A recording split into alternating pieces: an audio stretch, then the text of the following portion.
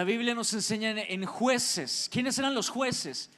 Los jueces eran unas personas que Dios tuvo que levantar en determinados momentos cuando el pueblo de Dios, el pueblo de Israel, estaba siendo oprimido por pueblos enemigos. Sucedía algo bien interesante con el pueblo de Israel, y es que tenían muy mala memoria. Y sobre todo se levantaban también generaciones que no conocían lo que Dios había hecho con generaciones pasadas, cómo Dios les había sacado de Egipto con señales, con prodigios de 400 años de esclavitud. Los había conducido por el desierto y los había introducido a la tierra prometida, desalojando y derribando gigantes y ejércitos enteros. Y sucede que hacían lo que desagradaba al Señor. Entonces venían enemigos a oprimir al pueblo de Dios, hasta que clamaban al Señor, y Dios en su amor y en su misericordia, porque sabes una cosa, aunque tú y yo seamos infieles, dice la Biblia, Dios permanece fiel. Y Dios nos ama, y Dios no quiere ver mal a sus hijos. Y sucede específicamente aquí en Jueces capítulo 6 que Israel hizo otra vez lo malo delante del Señor. Y entonces el Señor dice, los entregó a los madianitas. Yo no veo por la palabra un Dios que se complazca en entregar, sí, entonces ahora destrúyalos. No, yo veo por la palabra es que más bien Israel decidió salirse de la cobertura del Señor. Yo soy un padre imperfecto y me esfuerzo con todo mi corazón por darle lo mejor a mi hijito de 2 años y 8 meses. Ya tiene. ¿Cómo pasa el tiempo, no? Qué impresionante. Pero yo, siendo imperfecto, con todo mi amor me esfuerzo por dar lo mejor. ¿Cuánto más un padre perfecto no nos va a dar lo mejor y quiere lo mejor para nuestras vidas? Pero sucede que muchas veces nos salimos desde la cobertura de la bendición del Señor, y por eso viene el enemigo a destruir. Y era lo que estaba pasando con el pueblo de Israel. Se habían salido de la cobertura del Señor, y dice que empobrecían, andaban atemorizados, se escondían en cuevas, en cavernas, preocupados en qué momento llegaba el enemigo y acababa con ellos. Y dice que se levantaba el ejército de Madián y destruía sus cultivos, mataba a sus animales, arrasaba con todo, y ellos se empobrecían. Y dice el versículo 7, vamos a leerlo en la pantalla: y cuando los hijos de Israel clamaron a Jehová a causa de los madianitas, Jehová envió a los hijos de Israel un varón profeta, el cual les dijo: así ha dicho Jehová, Dios de Israel, yo os hice salir de Egipto. Les tuvo que recordar lo que Dios había hecho. Y os saqué de la casa de servidumbre, os libré de mano de los egipcios y de mano de todos los que os afligieron, a los cuales eché de delante de vosotros, y os di su tierra, y os dije: yo soy Jehová vuestro Dios. No temáis a los dioses de los amorreos, en cuya tierra habitáis, pero no habéis obedecido mi voz. ¿Cuál había sido el problema? Que no habían obedecido a Dios. Muchos problemas tenemos en la vida por la clara razón de que no hemos decidido obedecer a Dios. Y eso es lo que estaba pasando con Israel. Dice el versículo 11: y vino el ángel de Jehová y se sentó debajo de la encina que está en Ofra, la cual era de Joás Abieserita. En la Nueva Versión Internacional dice Joás, del clan de Abieser. Y su hijo Gedeón estaba sacudiendo el trigo en el lagar para esconderlo de los madianitas. ¡Qué terrible! Gedeón andaba todo asustado. Oye, tengo que sacudir el trigo, pero tengo que hacerlo rápido y todo asustado, y tengo que esconderlo porque no sé en qué momento llegan los enemigos. Qué horrible pasar la vida así, ¿no? Qué terrible vivir una vida atemorizado.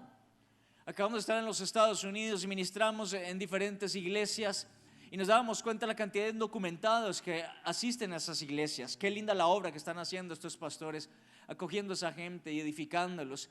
Pero es gente que le da miedo literalmente salir de su casa, porque los pueden coger y los deportan inmediatamente. Y por eso muchos ya ni van a la iglesia. Qué triste vivir la vida así, pero no es la voluntad del Señor. Y sabes una cosa, nada de lo que está escrito en la Biblia está escrito por casualidad. ¿Por qué me cuentan de Gedeón, que fue uno de los jueces que Dios decidió levantar para librar a Israel en este tiempo? Me cuentan de su padre, que se llamaba Joás, y me cuentan todo ese detalle. Bueno, todo tiene una razón. Joás, que era el papá de Gedeón, significa fuego de Yahvé, nombre bíblico derivado de Yahweh, el nombre de Dios. Significa que Joás era la autoridad de Gedeón. pero nosotros también tenemos una autoridad que es el que cubre nuestras vidas, que es el Dios Todopoderoso. Amén. Dice que era del clan de Abiezer. ¿Qué es un clan? Es un grupo, unos miembros de un grupo familiar conforman un clan. Abiezer significa padre del socorro, padre poderoso. Nosotros tenemos un padre y también pertenecemos a un clan, si se puede decir de esa manera, a la familia de Dios, y nuestro padre es el Dios Todopoderoso. Gedeón significa del hebreo valentón o que rompe, que deshace, y tiene que ver con el llamado poderoso que Dios nos hace a ser valientes y a deshacer obras de tinieblas. A ver cuántos valentones y valentonas hay en este lugar, y valentinas también, y valentinos. No, eso sí, bueno. Yo recuerdo que mi vida estaba marcada por el temor.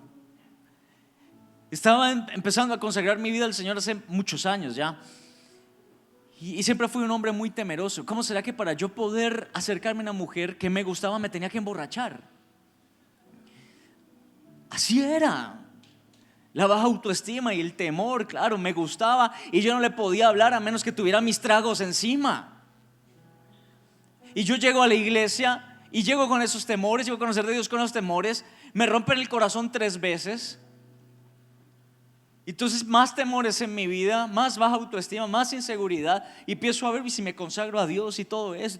Y bueno, venía de el tema de la música en el mundo, el heavy metal, tocar la guitarra y todo eso, y empiezo a conocer el ministerio de alabanza, y Dios empieza a hacerme ese llamado a la música otra vez, y yo digo, uy no, pero ¿qué me voy a meter todo eso? Y recuerdo que una vez, en medio de esos temores, un hombre de Dios me habla y me dice, Dios te dice, Jeremías 1:10. Y yo lo fui a leer y dice así, Jeremías 1:10, mira, hoy te doy autoridad sobre naciones y reinos, para arrancar y derribar, para destruir y demoler, para construir y para plantar. Y entonces llegó ese momento en mi vida donde yo dije, no más viviré por los temores. Si estoy conociendo el perfecto amor que viene de Dios, si es el perfecto amor de Dios el que está llenando mi vida, en el perfecto amor no hay temor. Así que de una vez por todas saco el temor de mi vida, me consagro al Señor y voy para adelante a alcanzar lo que Dios tiene para mí.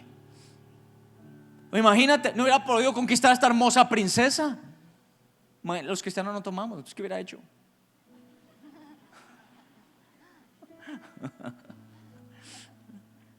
Imagínate, lo hubiera llevado otro. Me acuerdo una vez un gigantón que vino aquí a preguntar por ella, y andaba en un encuentro, y grande, porque yo lo miraba así. Y yo estaba tocando la guitarra en el avance y se sube. El chistoso ese se sube. Y me pregunta a mí, hola, ¿has visto a Diana? Y yo, ¿cuál Diana? Ah, no, pero era así, ¿cuál Diana? Diana Rodríguez, la hija del pastor. Y dije, ¿para qué la necesita? Que yo estaba marcando territorio, claro. Yo sabía lo que era mío en el Señor. Sí, claro, y cero temores. Ahora usted no aprovecha y dice, ¿estás escuchando esa palabra? O en el tiempo de Dios. Y si tú sabes que es el tiempo de la persona de Dios, cero temores. Yo quiero ver aquí gente que ya está en la hora de casarse. Y no puedes andar más con los temores. Ay, ¿será que sí? Ay, ¿será que no? No, espérate un momento, es el tiempo de Dios, estoy consagrado al Señor, es una mujer de Dios, hágale con toda, mi hijo. ¿Cuántos dicen gloria a Dios? Dice el versículo 12, y el ángel de Jehová se le apareció, ¿a quién? A Gedeón, y le dijo, Jehová está contigo, varón esforzado y valiente. El versículo 16, vemos a un Gedeón atemorizado, dice, pero ¿por qué yo, Señor?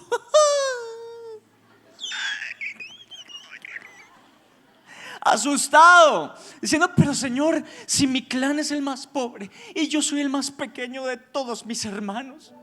Y Dios 4 versículos adelante, esa es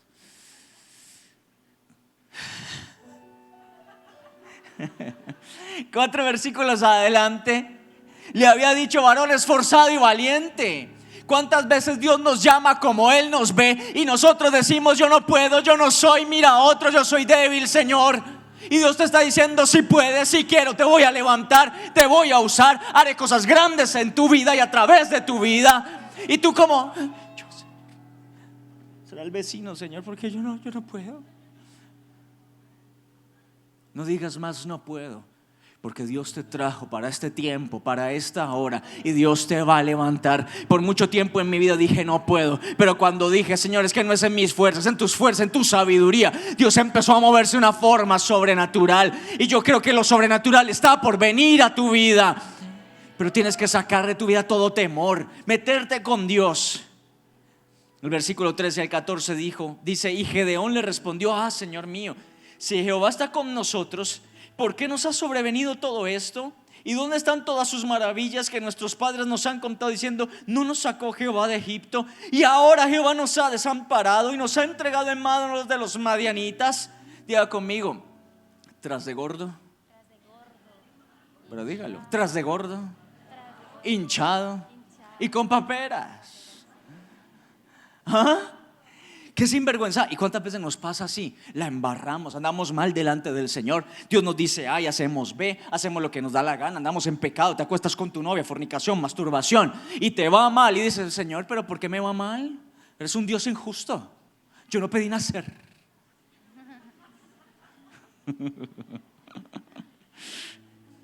Pero la responsabilidad es nuestra, iglesia, y le echamos la culpa a Dios, ¿no? Como si fuera su error. No, Dios nos quiere cubrir, pero somos nosotros que nos salimos de su cobertura a través del pecado. Dios nos ama, pero somos nosotros los que nos apartamos de Él cuando hacemos lo que Él no nos manda hacer. Hoy queremos compartir contigo un tema titulado: tú eres mi fuerza. Levanta tu mano derecha, señala al cielo y dile: Señor, tú eres mi fuerza. Y quiero ponerte en contexto antes de darle la palabra a mi esposa. Gedeón acepta, pone un poco de pruebas, ¿no? Mi princesa, le pone un poco de pruebas a Dios. Y Dios le concede todo lo que le pide. Y él dice: entonces sí eres tú, Señor. Entonces en serio. Ay, Dios mío, qué cosas. Y después de eso, entonces Gedeón se junta un ejército grandísimo. Por Jueces 7:3, anótalo ahí a ti que te gusta estudiar la Biblia. Por Jueces 7:3 nos damos cuenta del tamaño de ese ejército. Gedeón se junta un ejército de 32,000, como quien dice: pues ya sé que Dios me llamó y Dios está conmigo, pero por si las moscas, juntemos el que más se pueda, por si las moscas. Y entonces, ¿qué le dice el Señor en Jueces 7:7? No, en Jueces 7:3 le dice: mira, es mucha gente. Y pone ahí unas condiciones, y del tacazo saca a 22,000. ¿Cuántos quedaron? Sí, buenas. ¿Cuántos quedaron? Si eran 32,000 y sacan 22,000. Oh, Padre, gracias. Y luego en el versículo 7, Dios le dice a uno: todavía es mucho, 10,000 es mucho. A 10,000 no son los que yo he llamado y quiero usar, para que después ese ejército no se lleve la gloria y digan: es que porque nosotros somos el tremendo ejército, nosotros acabamos con los enemigos. Y pone otras condiciones, y dice que quedaron solamente 300. Y dijo: a esos 300 yo los voy a usar. Y ese fue el ejército que Dios usó con Gedeón. Dice Jueces 8:10, veámoslo en las pantallas. Y Seba y Salmón estaban en Carcor, y con ellos su ejército, como de 15,000 hombres, todos los que habían quedado de todo el ejército de los hijos del oriente. Está hablando del ejército enemigo. Pues habían caído 120,000 hombres que sacaban espada. O sea, ya habían derrotado a 120,000 y quedaban 15,000 en pie. Entonces, ¿de qué tamaño era el ejército enemigo? Estoy preocupado, mi princesa. Habían matado a 120,000 y quedaban 15,000 de pie. O sea, ¿de cuánto era el ejército enemigo? Gloria al Padre, gloria al Hijo y gloria al Espíritu Santo. Ahora hágame esta cuenta usted: 135,000 contra 300, ¿cuánto le tocaba a cada uno? Yo se la hago más fácil. Era una proporción de 450-1. O sea que por cada uno tendría que matar a 450. O sea, humanamente completamente imposible, pero no para el Dios del cielo. no para el Dios que buscamos, no para el Dios que servimos, no para el Dios que va a levantar nuestras vidas, no para el Dios que nos va a usar. Alguien quiere alabar al Señor con todo su corazón, porque Él lo merece. Toda la gloria y toda la honra es para Él. Esto parecía completamente desproporcionado, y a veces en nuestra vida vemos como que lo que Dios nos manda a hacer es desproporcionado y hasta injusto. Dios te dice: corta con esa relación que no es mi voluntad. Corta con esa amistad que no es mi voluntad. Señor, pero me voy a quedar solo. Eso es completamente desproporcionado, Señor, e injusto. Me voy a quedar solo. Dios te dice: mejor solo que mal acompañado. Y no te quedas solo, te quedas conmigo, te quedas con el más grande, el más poderoso, el que siempre gana, el que nunca pierde, el que conoce el futuro, el que ha preparado tu destino, el que tiene una eternidad para ti. Te quedas en buenas manos. No es desproporcionado. Son determinaciones ganadoras en tu vida, de obediencia. ¿Cuál es el problema de Israel, mi princesa? Que no obedecían. Parece ser desproporcionado que por agradar a Dios empieza a hacer lo correcto en el colegio, en la universidad. Bueno, aquí no en el colegio, en la universidad. ¿Alguien está en el colegio todavía? Sí, hay gente en el colegio, en la universidad, en el trabajo y en cualquier lugar. Y entonces, por hacer lo correcto y agradar a Dios, ves como todo el mundo se te vuelve en contra. Eso parece injusto y desproporcionado. Sientes que vas a perder tu lugar, sientes que vas a perder una posición. Mira, te digo una cosa: así sea que todos se vuelvan en tu contra, por hacer lo correcto, si agradas a Dios, Él te dará la victoria. Puede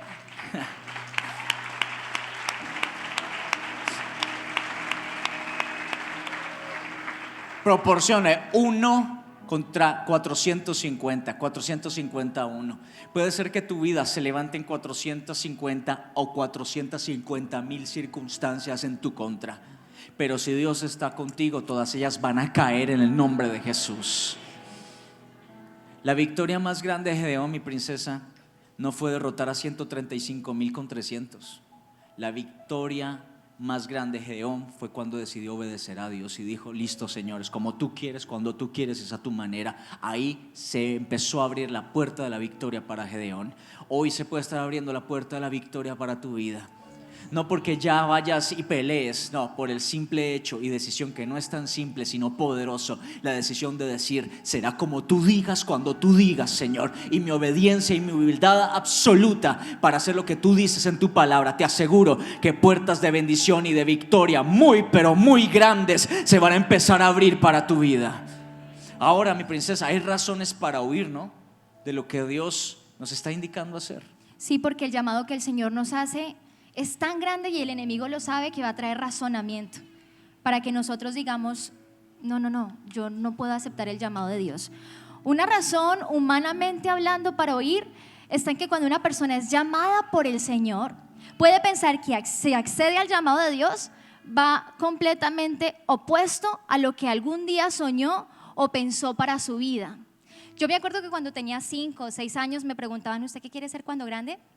Yo decía que quería ser doctora, y ahora soy pastora. El Señor me permitió casarme con este hombre espectacular y juntos servir al Señor, pero veo cómo el Señor te enfoca. Veo cómo el Señor, cuando tú aceptas su llamado, no quiere decir que seguir su llamado es malo, y eso es lo que el diablo quiere hacerte pensar. Si el Señor te llama, es porque Él tiene cosas muy grandes preparadas para tu futuro. Y es porque Él quiere bendecirte. Él te llama para que seas un instrumento de bendición en sus manos y para hacer cosas grandes a través de tu vida. Pero claro, el enemigo trae temores y dice: pero es que si tú sigues el llamado de Dios, entonces lo que tú estás haciendo ahorita no lo vas a poder seguir haciendo, y a ti te encanta hacer lo que estás haciendo. Y es una mentira del diablo, porque si tú aceptas el llamado de Dios, tú no vas a hacer lo que estás haciendo ahorita. Tú vas a hacer mayores cosas de las que estás haciendo ahorita, en el nombre de Jesús. El Señor te ha dotado de dones, de talentos.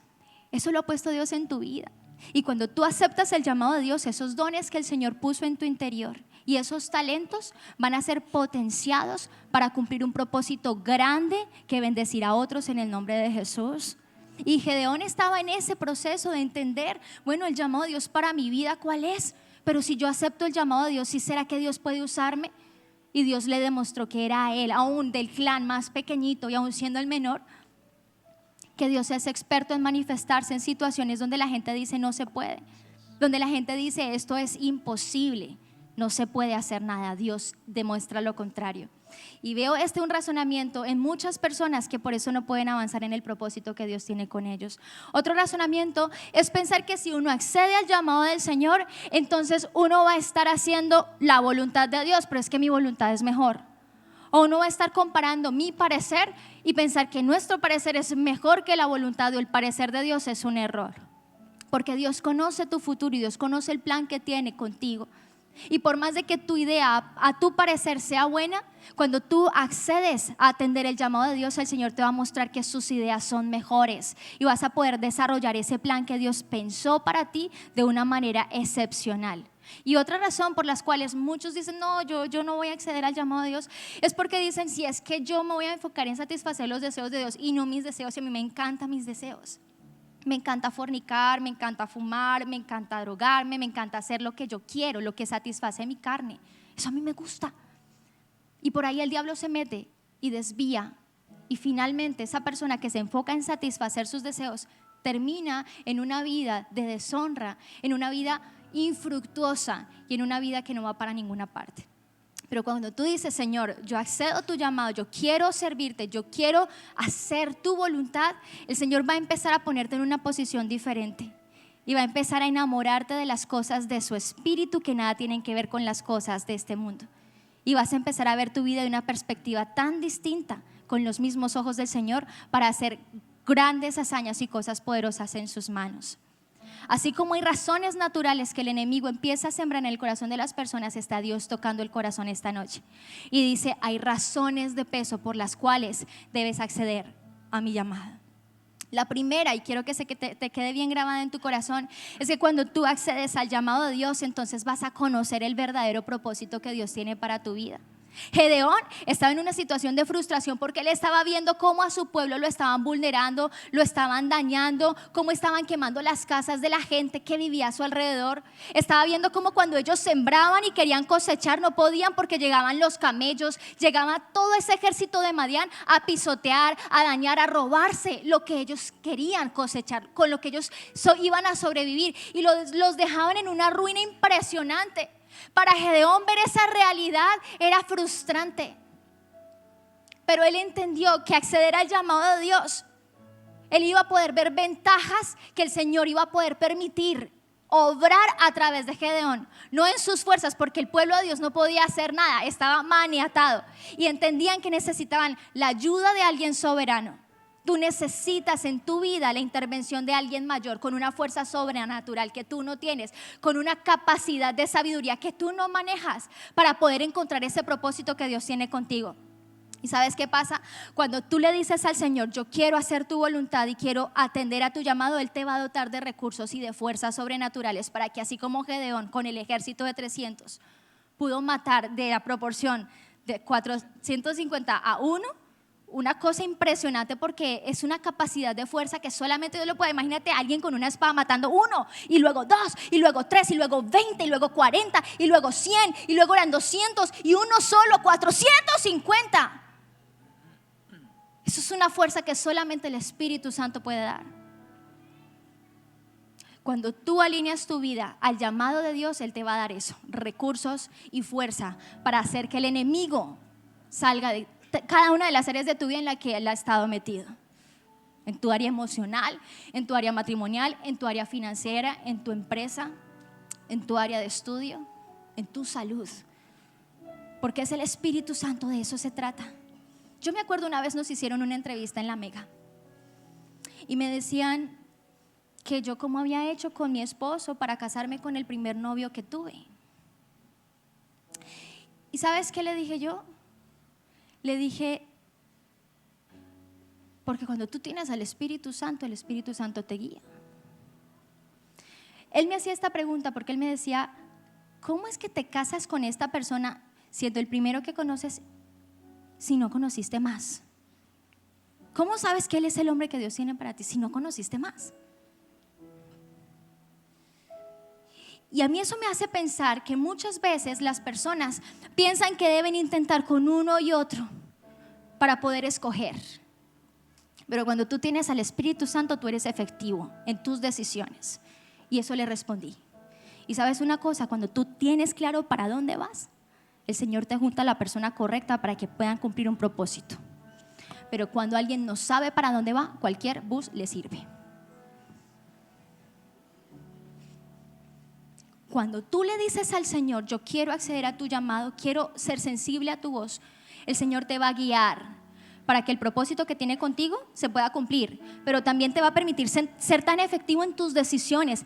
Él te va a permitir tener la dirección correcta para abrir la puerta adecuada. No vas a estar tocando puertas, vas a tocar la puerta que es. No vas a estar desgastándote dando vueltas o como un balón de fútbol pasando de pie en pie. Vas a ir directamente allá a la cancha y ese gol se va a meter en el nombre de Jesús.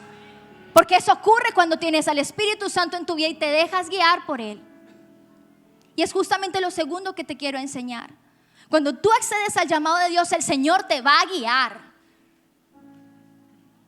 Y tú no vas a estar improvisando en tu vida. Y Gedeón entendía que necesitaba la dirección del Espíritu Santo para poder ser efectivo en la tarea que le había confiado.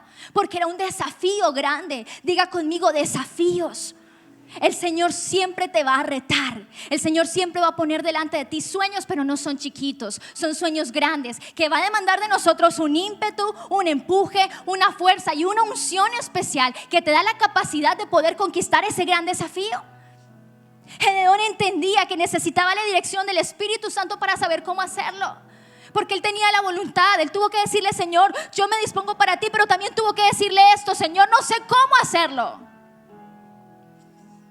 Y cuando él le dice, Dios, guíame, el Señor empieza a guiarlo y empieza a depurar ese gran ejército hasta reducirlo a 300. Y empieza a darle instrucciones claves de cómo entender con quiénes trabajar, con quiénes ir a la guerra y con quiénes no. Y Gedeón fue sensible a la voz de Dios y por eso él no improvisó. Él recibió la dirección y él obedeció esa dirección y pudo ser efectivo en la tarea. Basta ya de hacer intentos y de no lograr nada. Este es el momento y llegó la hora en el que de aquí en adelante te vas a levantar con tanta efectividad para meter los goles en tu vida en el nombre de Jesús. Para ser efectivo, vivir en victoria y ser exitoso en la tarea que el Señor te ha mandado a conquistar. Que no cuento con los recursos, que no tengo la gente, que no tengo la forma de hacerlo como yo quisiera. No te preocupes, sé sensible a la voz de Dios. Dios te va a direccionar cosas que jamás te habías imaginado que podían funcionar, pero van a funcionar, te lo prometo. Van a funcionar. Y cuando tú te enfocas en atender el llamado de Dios y decirle, Señor, aquí estoy dispuesto para que tú me uses, entonces ocurre lo tercero. Y cuando tú te dispones, entonces el Señor va a hacer que tú seas de bendición para muchos. Porque eso ocurrió con Gedeón. Él se dispuso para Dios finalmente y pasó de ser un espectador a alguien que se quejaba, alguien que decía, ¿dónde está Dios? Pero es que el Señor nos ha abandonado. Alguien que criticaba la situación de perjuria y de daño en su generación, de ver una ruina impresionante, una miseria que los madianitas lo dejaban en una posición terrible. Pasó de ese nivel a otro nivel, un nivel superior.